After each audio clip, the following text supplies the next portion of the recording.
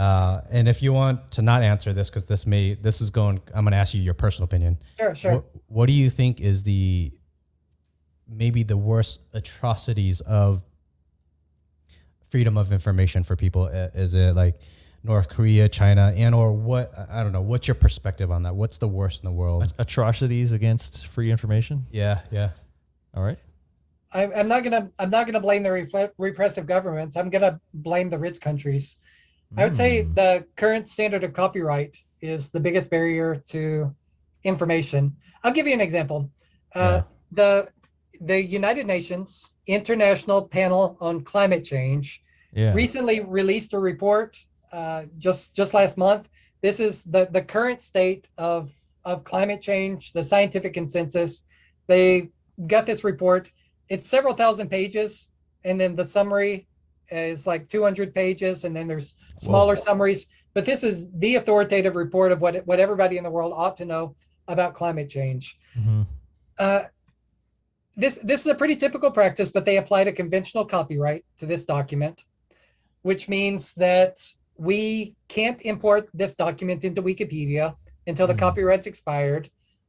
I don't know the state of this, but it's not less than 70 years. It could be 95 years. Oh, jeez. Yeah. So when you think about how urgent is climate change, well, this organization, they're more important to climate change than them is enforcing their copyright. No one's going to copy any of their graphics, any of their text. There's problems with exporting their data.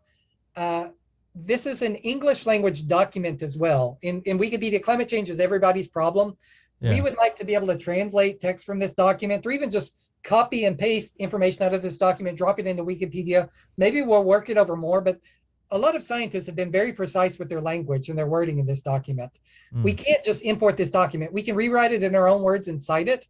But given the complexity of climate change, and given that they produced several thousand pages of highly authoritative text with sign-off from 100 different governments, the scientific committees of 100 different governments, and so many different scientists and so many universities, I would like public domain on this entire work. Yeah. And I would like everyone to have free access to it, to remix, to translate it, to share it around the world.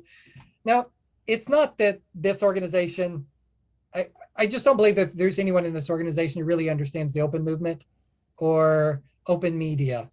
I'm sure all scientists have heard of this concept of open access, but it's just so controversial to say, can you put your document out and really let anyone engage with it, really let anyone do what they want with it?